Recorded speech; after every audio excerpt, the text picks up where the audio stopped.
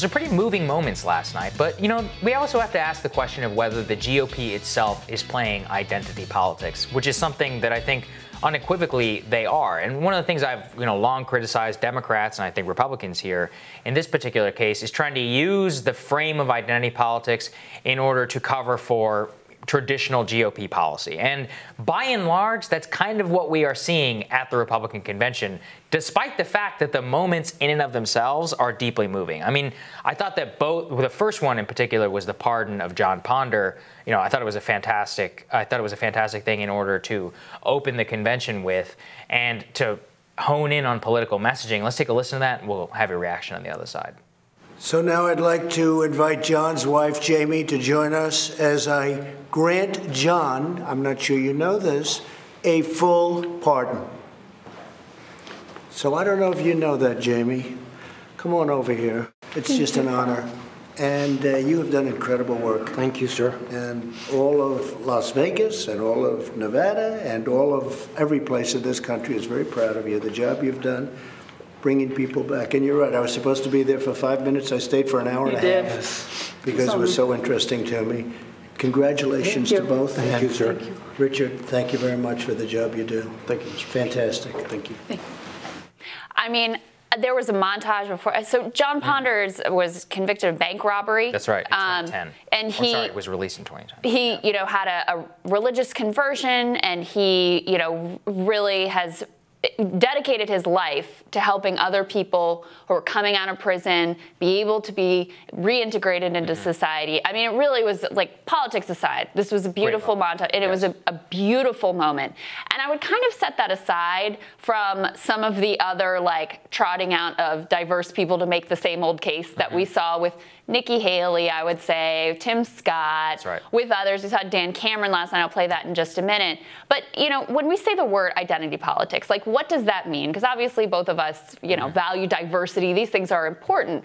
But what it usually is used for, both on the Democratic side and the Republican side, is to just sort of wash over a traditional and damaging political ideology by saying we have diverse voices that are promoting this. Political ideology, I would add. Yes. Yeah. And so in the Democrats' case, we see even the selection of Kamala Harris. This is an attempt to basically be like, see, look, we're down with racial justice because we've got diversity at the top of our ranks. We're highlighting these diverse voices without actually having any policy to back that up. Yeah, and I see it with the Republican Party too, right? Be like opportunity zones, and in Tim Scott's speech, it's like, man, opportunity zones. Go read the New York Times. Have been pretty much an abject failure. Yes, especially rife with corruption, by the way. Rife with corruption, basically a boon to real estate developers, and so much more. Many of the other politics and the other things that they're talking about do not resonate whatsoever with the Black community or with any working class community, which I should add. Well, and that is the thing to always remember, is that this type of politics is not aimed at winning minority voters. And again, I want to put the pardon aside and John Ponder. I think, look, we can deal with that as a separate issue where Democrats have left them very vulnerable on the issue of criminal justice reform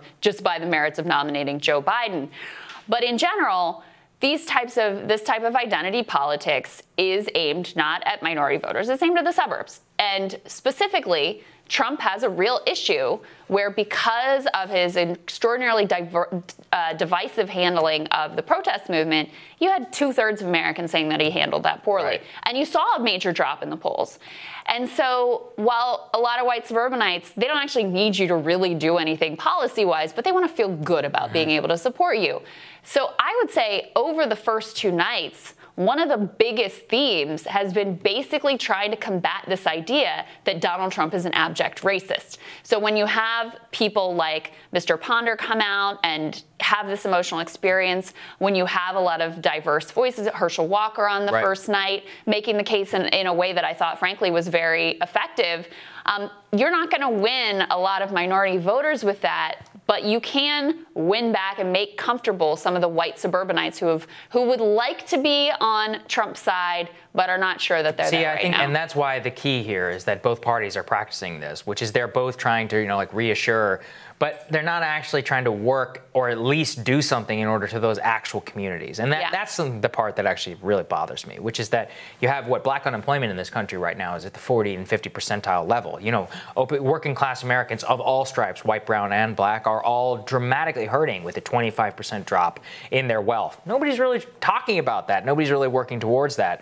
That's the idiotic case the Democrats made. They're like, Trump is racist. Everything about him is so terrible. Yeah. They're not like, we're working for your community in order to build you up. Republicans aren't really doing that too. But if they have the Ponder pardon, if they have Daniel Cameron, who we're about to show you, then that basically, not absolves, but at very least can give people a reason to say, no, I actually don't believe that attack. I'm going to be, I feel comfortable voting for Trump. There's also a little bit of the Trump campaign buying into this idea that criminal justice reform is the only thing that African Americans that's another thing that drives me nuts. Care about, right? And so it is an issue that it's an issue that a lot of Americans care about, frankly, and it is an issue where the president deserves to get some real credit, right? And it's an issue also where Joe Biden deserves to get a massive amount of blame. But when you have 44% of African-American renters say they have little to no confidence that they're going to make their next rent payment, and they're looking for some help from somewhere, if you really wanted to try to reach out to new groups of voters, and look, no one's, Donald Trump or any Republican is not going to turn the African-American vote around overnight, but if you wanted to start to make some progress on the margins there, if you wanted to start to make more progress, an area where Donald Trump, has made some progress with Latino men in particular, something Chuck Rocha, by the way, was flagging. Those are the issues that you would also really hone in on. So I think that's an important piece as well. But again, Democrats have left themselves tremendously vulnerable, as they did with Hillary Clinton and her super predator comments from the 90s, which really came back to haunt her. It didn't get African Americans to vote for Donald Trump, but it did suppress the vote in some ways. And so in the same respect, you've got Joe Biden. Not only does he have, a terrible record of architecting mass incarceration, you also have any number of comments throughout his entire career that can be used against him where he shows real sort of racial insensitivity. Daniel Cameron, who is the Attorney General of Kentucky, he's the first black statewide elected official in the state of Kentucky. He's a real Mitch McConnell protege.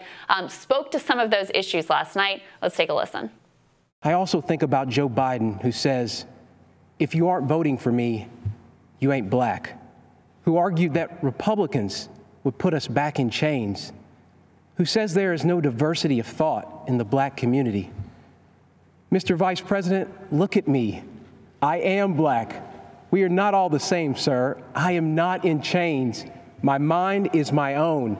And you can't tell me how to vote because of the color of my skin. And in fact, what we have seen is the areas of greatest weakness for Joe Biden are among younger African Americans, Latinos, and young people in general, the very people who are most enthusiastic about the Bernie Sanders campaign. And for a lot of, I think, older African-American voters, seeing Joe Biden by Barack Obama's side for 8 years, it was enough. It seals the deal, right? They see the loyalty. They see this as a real partner for the first black president.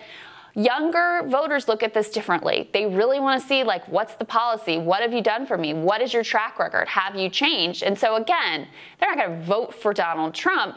But do they look at a message like that? Do they look at the fact that Donald Trump has done something on criminal justice reform, the pardon that you saw with John Ponder, the messaging about Joe Biden's past and present, racially insensitive comments, and does it make them, less likely to show up on an election day where it's probably going to be pretty difficult ultimately to vote? I think that's right.